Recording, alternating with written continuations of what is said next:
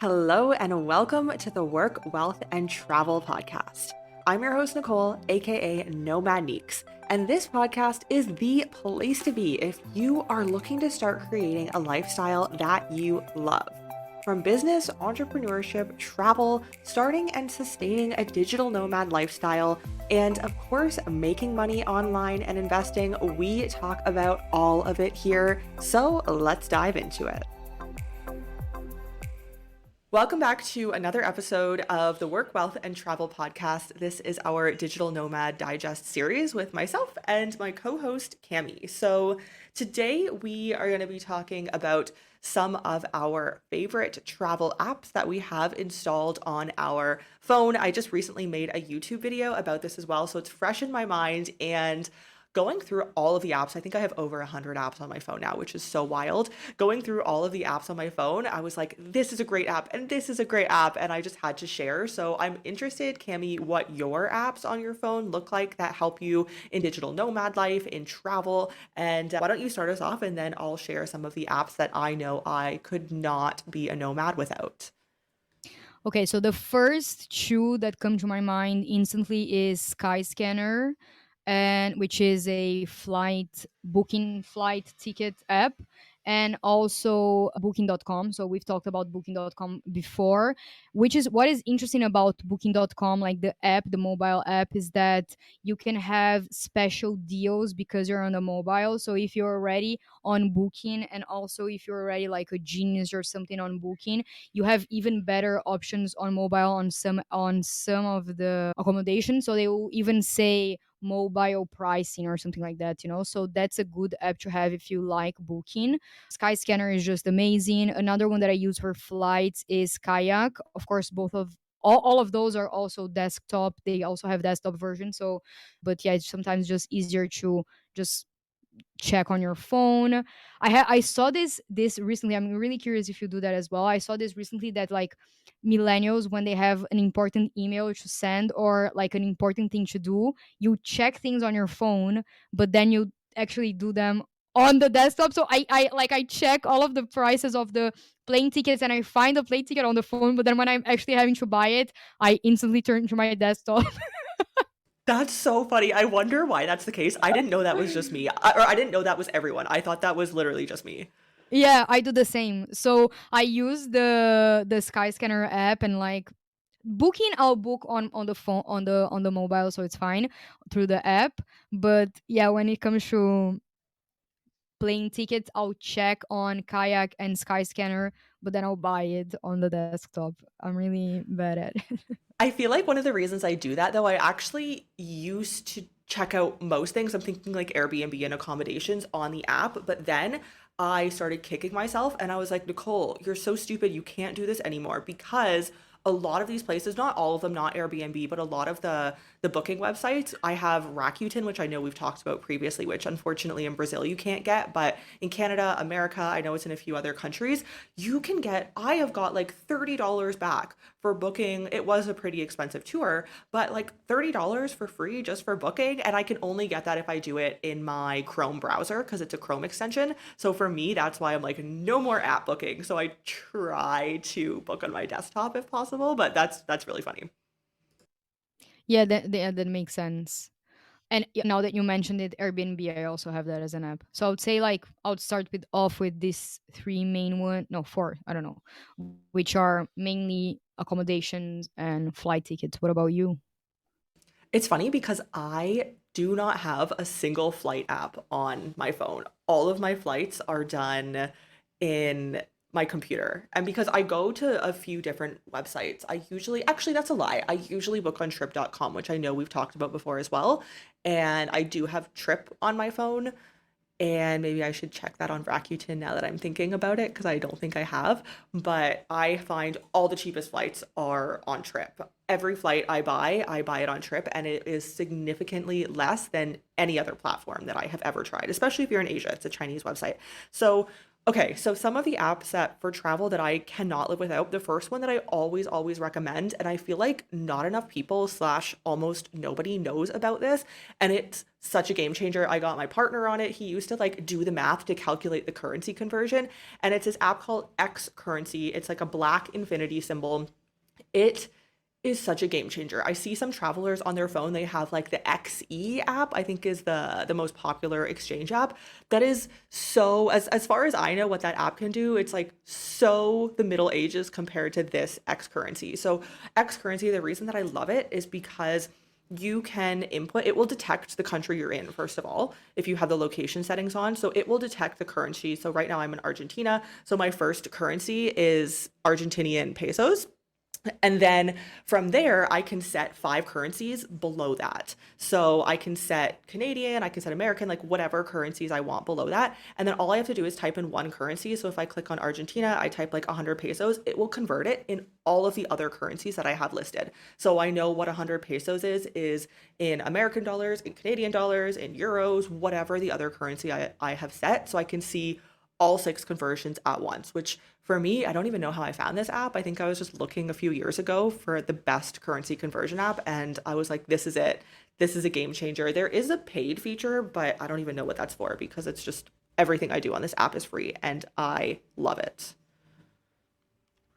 Well, I would never think of having that. It's because I've also been traveling like around Europe with the same currency, but when I think about myself, like in Australia or like in Bali, where it's like 100,000, and you're like calculating it in your head. That's amazing. I really like that. Yeah, it's so cool. And it's like I have clients in Canada, I have clients in America, and then I'm in, usually a new country every few months. So for me, I'm like, okay, what is it in this currency? And then I know the Canadian dollar and the Chinese yuan because I lived there for so long. Like those are the two currencies that I just know by default and I'll never forget. And then my partner does business in the yuan, and so we're converting money back and forth. And I'm just like, okay, there's too many currencies like rumbling around in my head. So this was a game changer for me. Another one that I love, which is kind of similar, but it's for time, is called Time Buddy. And this one, you can again choose all of the different time zones that you want. So you can choose the cities and then you select, so let's say like New York, 10 a.m. I'll select New York 10 a.m. and it will show me in all of the other cities I've selected what the time is going to be. And it's just like a very easy interface. I did pay for this one. It was like $2 or $3 for lifetime, so very affordable. And you can do unlimited cities, whereas I think on the free you get like three or four cities included, which is still not bad. And so anytime I have a meeting, even today I had a call that I booked and it was only a 1 hour time difference, but I was like, is it 1 hour back or is it 1 hour ahead? Like I just want to be sure. So I double checked it in here and it takes like 5 seconds and it's just on your phone. I feel like this is one of my biggest struggles, like when I'm setting times, and I don't know what happens in my head. I constantly calculate it wrong. So whenever I'm setting a podcast recording with, like, I'm in European time and then someone is in the west coast of the it's, I don't know, 11 hours or something like that, and I'm like, okay, it's mine minus 11, but then it gets to the midnight part and then it turns something different, and then like I've sent so many wrong invites that I'm like, honestly, how does no one have created something to resolve this problem? But this is Oh, a they great, have. They have. yeah. Yeah, I Yeah, I love love that. this. I know there's also I'm forgetting the website. It's like World Currency or something. It's a website that you can use online, but to have it on my phone is just so much easier. And so these two I use a lot, especially if you have meetings and business. I also use Google Calendar invites as well, and I like those just so it's in my time zone, in my calendar, in their time zone, in their calendar. They can see it. If there's an issue, they'll tell me beforehand. So I do like that for meetings, but just for like a very quick glance before scheduling the meeting, I like to use Time Buddy, it's called. And then one more I will mention before you share some more of yours is TripIt. I feel like this is a pretty popular app. A lot of people in recent years have learned about this app, and it's really great for safety and for putting all of your travel plans in one place. So it's really nice. Let's say, example, I book an Airbnb and I book a flight. And then, of course, both of those confirmation emails come into my email inbox. what you can do once you have an account with TripIt is you can then forward the email. So let's say the email from Airbnb, the flight confirmation, you will forward it to a TripIt email address. And then once you forward it, it goes automatically into the app, which is really cool. It goes into your app, it puts all of your travel plans, the times, the flights, the check in, like all of the things, and then it creates an itinerary for that specific destination. And then you can share that itinerary with a family or a friend so that they know exactly when your flight is and where you're supposed to be. So it's just kind of an extra element of organization, but also of safety, especially if you're traveling alone, but just traveling in general. Interesting. I had no idea about that one. In saying that, an app that I really like that I use when I'm traveling with friends or something like that, a group of people, is Splitwise, which is an app that you put you input all of the expenses, and you either put it in a group or you split it with someone else, and then it just calculates for you how much you're owing someone and how much someone owes you, and it's just really cool app, and then you don't have to keep asking, for the money back. Because it's just there, people know how much they owe you, and it's really well done, and it's free as well, so I really like that. Or when you have like a trip with like 10 people, and then someone bought the groceries, the other person paid for the apartment. So you just input everything, all of the information there, and then it calculates like this person owes this person this amount of money, blah, blah, blah. I love that app. So that is one that I really like. Let's check my phone. Another app that I really like. I literally Wow. just downloaded that app Yeah, because I'm it's like, I've heard of it before, but I don't know why I never had it. Are you able to collect payment on that app or it just kind of shows you? No. no, which I think it's kind of like they're leaving some money on the table, but or kind of stupid. But at the same time, I understand that they would have to add like an extra layer of connecting to banks, and there are so many different banks. So I understand why they wouldn't. In speaking about money as well, one that I love and I think it's one of the biggest game changers for me is Wise. So it's like from TransferWise, it became Wise, and it's basically an app that allows you to send money from through different banks and currencies. So whenever I have some money that I need to send to my account in Brazil, then I use Wise. If I need to transfer money from my account from the UK to Europe or something like that, I always use Wise. And of course, they have some fees, but it's so much lower and it's so quick. At some point, like if I'm sending from my account in Europe to the one in the UK, I can even send it through my wallet on Apple Pay. So it's literally like I don't have to do anything. I pay like 10 cents more just to go like this, like on my phone. And I'm doing like this, like screenshotting my face as if it's, just paying through wallet. And I love Wise. I use it a lot. I started using it when I started traveling, and it's the best, honestly. What else on my phone? Something that I use a lot is also like Google Maps. A lot.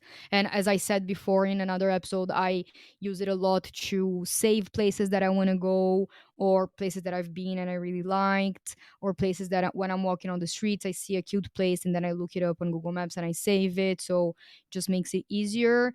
And yeah, if I want to return to, I don't know, the country another time, then I'll have all of the places saved in little lists. So I use Google Maps a lot. Oh my god, there's one app that I love that's called City Mapper, and it has some major cities, but now they are actually I downloaded this app like years ago, and they had less cities, but now they have more. And it's basically a really, really, really good public transport app. So when you put it on Google Maps, yes, they have the public transport and everything like that, but on City Mapper they have even like what's the best area of the metro for you to go in. So if it's like the front, the middle, or the back carriages, so you go out close to the stairs to go out on, they have the exits that you should exit through. So it's a really, really, really good app if you're kind of like in a major-ish quote unquote city, but you should definitely download it and check if the city that you're going to is there. And then if while you're on it as well, it shows how much you're going to spend if you take like the bike, if you take the metro, if you take a cab, if you take the bus. It's really, really cool. Like I have it open on my phone now. You can put like you can put if you want to arrive at a certain time somewhere, it will show you what time you have to leave, and then it shows you like exactly the amount of time that you are going to take and how much you're going to pay. It even says like, for example, I'm in Paris right now and I put like if I'm wanting to go from here to like a random place, it gives me all of the metro lines. It gives me only bus, so if I want just the bus option, if I want just the train, just the metro. And then it says even like with air conditioning, so it picked a line that has air conditioning because it's so hot here, so it even says that. And if you want to go with scooter, with you know with a cab, you would pay like 14 euros plus. It's really, really a cool app. I love this app. I'm obsessed with it. And yeah, it's not in all of the cities, but you can get the majority of them, like in France, like Paris, Lille, London, Milan. In Sao Paulo, I know that they have it as well.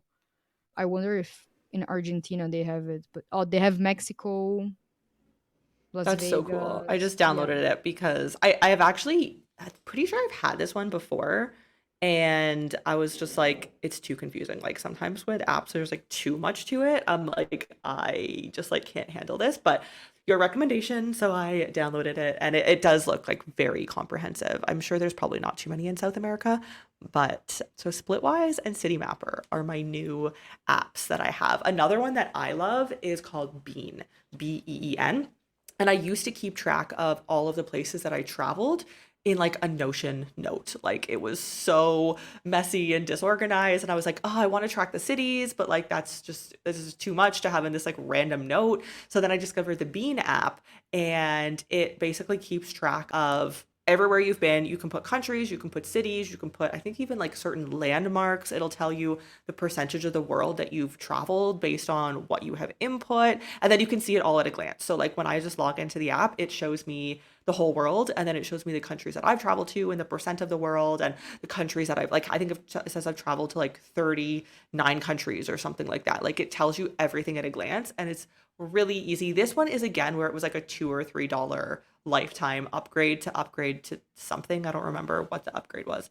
But yeah, a really cool app that I also like to just keep track of everything for me. That's so cute. Yeah, really convenient. Okay, what else do I have here? I have a few more.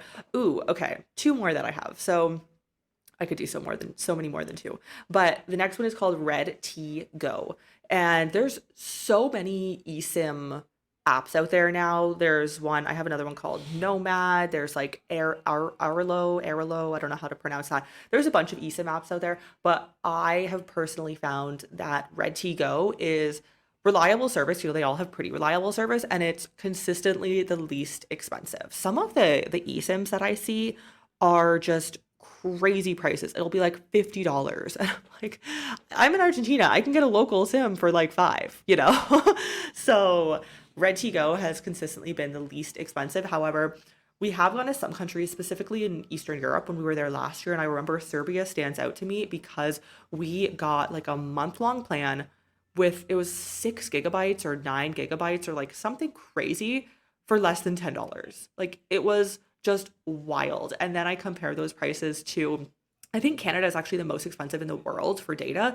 It's ridiculous. You'll pay like $100 for 10 gigabytes, and that's just, and then I can get that in Serbia for like $10. It's crazy the difference. So sometimes I don't always get an eSIM through Redtigo, and then I'll just buy it locally because you can get a better deal. You'll get more gigabytes for less price, but if you really need it, then Redtigo is what I have found to be the best eSIM app. Okay, stupid question. How does like do you get a physical SIM card Yeah, delivered? Was okay. it delivered to you? So eSIMs are only available. You have an iPhone 11 because I'm like an Apple nerd. So you won't have it in yours. So it's only in like certain newer. I think it started with the 12 or the 13. I know the 13 and above for sure has it. And then also in some countries. So China doesn't have it. America now with the 14 only has eSIM, which is crazy. So it depends on your phone. Basically, there's a physical SIM card, which is what we all know, the physical SIM.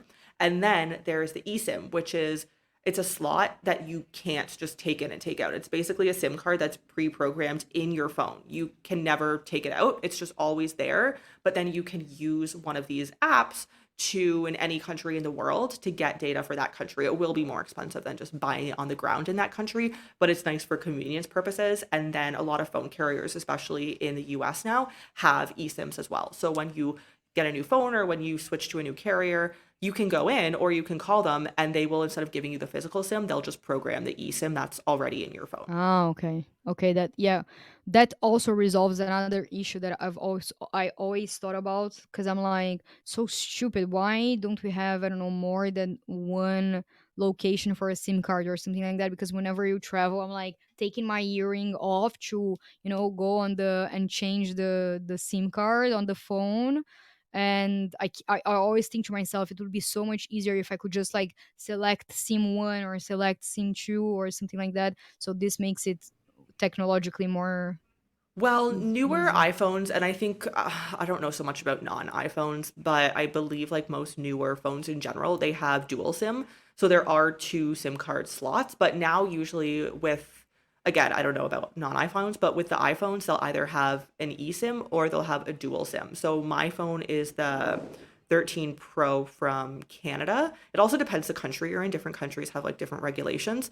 I have one eSIM and one physical SIM card slot. My partner, because his iPhone 13 was bought in China, he doesn't have an eSIM, but he has the dual SIM. So he has like two SIM card slots. So it's kind of confusing like where you buy it and what that looks like. But I know with the newer iPhones now in America, it is only eSIM, which I don't know if I would like only eSIM because sometimes I want to have a physical SIM card, especially if I'm traveling and data is so much cheaper in other countries if you just buy it on the ground in that country. Yeah, I think I would like the possibility as well. But I think it's a cool, like, if I could have like the eSIM and the other one, I think that could be really cool. Yeah, I do like it. Would It's really convenient. I really like the eSIM because it is a little bit more expensive, but it's so convenient. And then yeah. on that topic, another one that I actually don't use that much anymore, but when I started kind of the nomad life and I left China, I bought it's called Glocal Me. It is a Chinese company, but it's essentially like a portable hotspot, portable Wi-Fi. So they have an app and then I bought the device. It was like a few $100s. I bought the device and then you can program on the app. You can buy the data on the app and it will go to this device. So then you can just carry this device with you if you're working in a cafe and the Wi-Fi is not good, or if your Wi-Fi goes out at home, you can buy on the app and it'll go to this device so that you kind of have like a portable hotspot Wi-Fi. Okay. Interesting. Yeah, I don't know. I'm so used to going to the countries and then buying the whatever card I have there. And then with being in Europe, except for Switzerland, but normally if you buy a EU SIM card, or mine is actually from the UK, you can have internet all over Europe except for Switzerland for some reason. So I'm very used to like this European kind of way. But whenever I land on a new country, I'm like you, I just go and I buy, like, I research some options and I go. Don't buy on the airport. That's one thing that I'll say for sure, because they skyrocket the prices. Wait until you get to your hotel and then buy it in the center or wherever you are. And yeah, that's for data for sure. Yeah, yeah, I need to get one for Portugal actually. So whenever we get to Europe, which will probably be a while at this rate, but whenever we get there. Okay, so my last app that is so cool that again, I feel like not a lot of people know about most of these apps, and this one particularly is called Eatigo. Eatigo. It's really only good in Asia. They're in a few that I know they're in like Chiang Mai, Bangkok, a few places in the Philippines, Malaysia, Hong Kong. So they're in a few major cities in Asia and it's so cool. My friend told me about this a few years ago when we were in Bangkok. So you can basically go on the app and there's a bunch of restaurants. You choose your city, there's a bunch of restaurants, and then when those restaurants are slower, so kind of the off time, maybe between lunch and dinner when there's not so many people, like 3, 4 p.m., they will on the app offer discounts and they can be up to 50% off. So a lot of them will be like a sushi bar and then it'll be up to 50% off like this meal or all you can eat pricing or something like that just because there aren't that many people and the restaurant isn't busy at that time. You book it and pay on the app and then you go into the restaurant at that time and you get the discount. And it's crazy. Like I highly recommend downloading this app and checking out the discounts because it's typically I see 30, 40, and 50% discounts, which is just wild if you want to eat lunch or breakfast or even dinner at like an off time restaurant. Really cool to get discounts. That reminded me of an app that I used when I was in Portugal. That's called, I think it's called Too Good To Go or something like that. And it's basically, it's a similar concept, but it's more like towards the end of the restaurant service when they see that they will have certain plates left, or like, even I remember I bought, I think it was like 10 or 20 bagels off of this bagel shop in Portugal for like really little money because they were closing for the season and they needed to just like get rid of the bagels. So they put it on there and I bought so many bagels and I froze them and I would like eat them every day. And so yeah, so it's called Chugu Chugo. And I remember that I ate another plate that was really good and like half the price as well because they were closing and they had leftovers that they didn't want to throw away. So they put it on this app. And I think it's, you can get it like I would say it has in the majority of the cities because I got it in a really small city in Portugal, in Lagos. So yeah, it's called Chugu Chugo if I'm not wrong. So that's also a good app. Another thing that I told you in the beginning that you said that, yeah, it's called, no, it's not Too Good To Go. I'll have to find it and then I'll tell you. Oh my god, what was the name of it? I'll find it and then hopefully you can put it on the show notes for everyone. And another like hack thing that with apps that I like doing is I really love when my boarding pass is in my wallet on Apple, on the Apple wallet, because it's so much easier. You don't have to have like a paper. You can just scan your code, your barcode, like wherever you are, your QR code on the airport, and you just have your phone on your hand, and it makes it so much easier. And also like in trains, and I've also received bus tickets on my wallet, so I love having everything on my wallet. It just makes, and also ferry tickets in Greece, I also put it in my wallet. I try to put everything that I can, all of the tickets that I can, in my wallet. It's just so much easier. So one thing that I do is that I'll download the app for the company, the airline company that I'm traveling, and from there normally you can get the, like when you download your, if you have an iPhone, when you download your boarding pass through there, they will say, "Ah, do you want to open this in wallet?" And then you say yes, so you get your ticket on wallet. If I don't want to do that, or if that's something that I forget to do, I try to download the boarding pass and put it in my files in the phone, so I can at least have it on my phone. However, with the wallet, when it's like 3 hours before your flight, it starts popping up as a notification, and so it makes it so much easier just to click on it and check the time and check everything. So yeah, I love doing that. I'm like secretly, not so secretly anymore, obsessed with putting boarding passes and tickets on my wallet.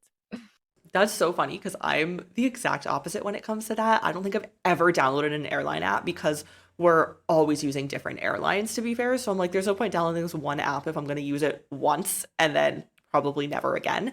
But I also have the little baggage ticket because I travel with my suitcase. So then it's like I need the boarding pass because then they put the baggage ticket on the boarding pass and like I just deal with it.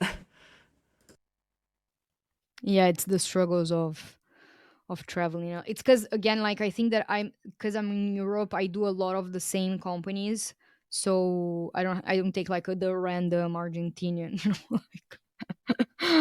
But yeah, Yeah, yeah, totally. So are there any other ones that you like to kind of close out? let's check my phone.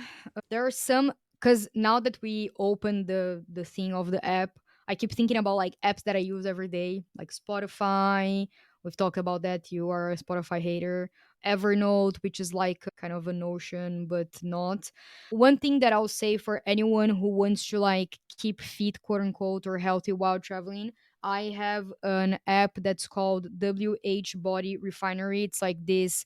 It's not, it's like a specific type of workout, which is like a sculpting and Pilates workout that you can do with just like your yoga mat. I sometimes do it barefoot. I'm now living in like a small studio in Paris, and I can work out here, without any need for weights or anything like that. Of course, it's paid, like it's just a woman, it's a small business, but I personally really relate a lot to her type of workouts. A lot of people hate it, but I love it, and I just like to use it because as I'm traveling, sometimes I don't have access to a gym, or I don't have access to weights or whatever. So I love her workouts because of that, because they're really intense and I can do it without weights. She puts some like ankle weight and small dumbbells, so you can use them. In Greece, when I was there for 1 year, I used to have them, so you can do that. But even if you're not doing that, you can, just do it yourself with your body weight, and that's amazing because you get some